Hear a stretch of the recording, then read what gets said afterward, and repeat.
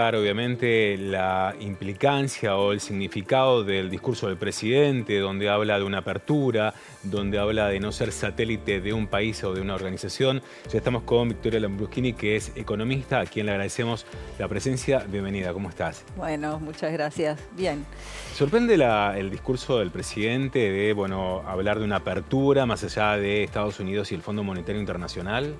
Yo creo que no, es decir, este gobierno de hecho se ha caracterizado por tener una política multilateral bastante clara, incluso en general las críticas van justamente que hay una relación distante con Estados Unidos. Yo creo que en un momento tenía que ver con el gobierno de Trump y la falta de afinidad política, pero bueno, Estados Unidos es la potencia que dirige el mundo y buscar, digamos, otras, digamos, relaciones para, bueno, neutralizar un poco eso. Me parece que ha estado dentro de la política de las relaciones exteriores de este gobierno desde siempre. Yo igual no soy especialista en relaciones exteriores, Pero en lo económico. En concreto, en lo que respecta a lo del fondo, yo creo que ahora esto ha cobrado digamos, un nivel de relevancia en el debate público, justamente porque estamos en la coyuntura del acuerdo del fondo, la renuncia del presidente del bloque oficialista en la Cámara de Diputados, y entonces hay como una especie de estrés en torno a por qué el presidente, cuando estamos por cerrar el acuerdo con el fondo, va y dice cosas supuestamente críticas contra el fondo. ¿Son expresiones críticas contra el Fondo Monetario Internacional? No, ¿Así hay que hacer esa lectura o es parte, digamos, de abrirse a mercados, mercados que seguramente tienen la misma exigencia como la que tiene Estados Unidos, porque, digamos, no son mercados benefactores, son mercados? Sí, yo creo que acá en Argentina tenemos un problema que estamos muy mirando lo que pasa acá dentro de nuestro país y no vemos. Primero, digamos, una de cal y una de arena. Por un lado, Rusia y China, también, digamos, sobre todo China, tiene inversiones en la Argentina, tiene préstamos otorgados a la Argentina, con lo cual China también está interesado en que Argentina cierre un acuerdo con el fondo y Rusia lo mismo. Entonces eso de que, digamos, ir a China, o a establecer una mayor alianza con ellos es pelear con el fondo, no es así. Esos países apoyan totalmente la política, digamos, bueno, de hecho están peleando hace varios años para formar parte de ese club selecto de países, del cual el fondo en parte es un representante financiero. La otra cuestión es que si bien el acuerdo con el fondo puede estar en duda, no está solamente en duda por si va a haber consenso político acá en la Argentina, esto que es si se va a votar en la Cámara de Diputados, que yo creo que el oficialismo lo va a votar. Es decir, no veo en la renuncia de Máximo Kirchner un anticipo de que vaya a votar en contra.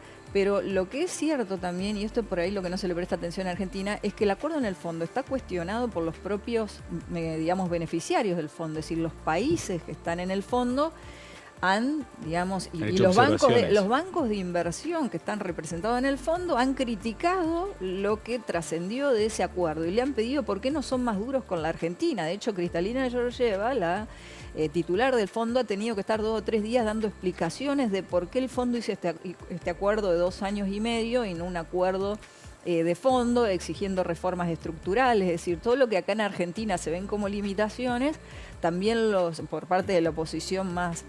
Yo creo que el principal problema que hay hoy para que el acuerdo cierre es a nivel internacional cómo se resuelva la interna entre lo que son, digamos, los empleados del fondo y los dueños del fondo.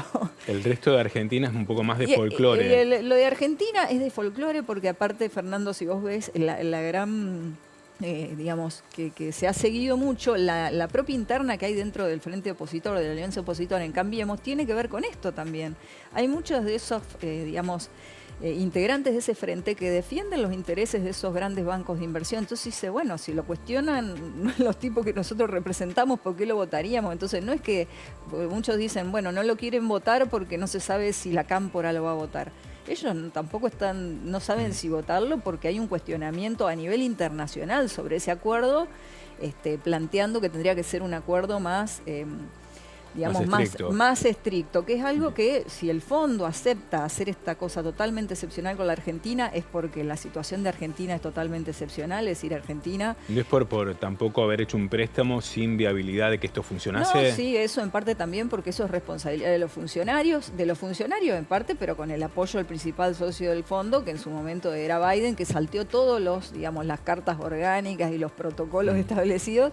Es decir, pero acá hay un problema en diversos niveles, al interior del fondo, entre el fondo y los accionistas del fondo, y bueno, y en Argentina por supuesto también, pero me parece que en este cuadro las frases del presidente tienen que ser más interpretadas como buscar otras alternativas, por lo del acuerdo con el fondo no sale, quiere decir básicamente dos cosas. Argentina va a entrar en cesación de pagos, digamos, o en realidad se llaman atrasos con el fondo porque no va a poder hacer el desembolso de marzo, pero sobre todo no va a tener acceso a esos DEC que el fondo... Es decir, el acuerdo que iría a aprobarse, claro, el acuerdo que estaba a aprobarse, lo que tenía era que, bueno, es decir, cada vez que Argentina tenía que pagarle al fondo, el fondo le daba el dinero, y digamos, para que le pague a sí mismo, por decirlo de alguna manera. Claro. Si el acuerdo no se cierra, el gobierno no tendría para pagar eso que tiene que pagar, entonces entraría en moratoria con el fondo y tendría a la vez que conseguir dólares para el resto de los gastos que tiene la Argentina, sobre todo del pago de la deuda, que está nominada en dólares, y por eso entiendo que el presidente, digamos, no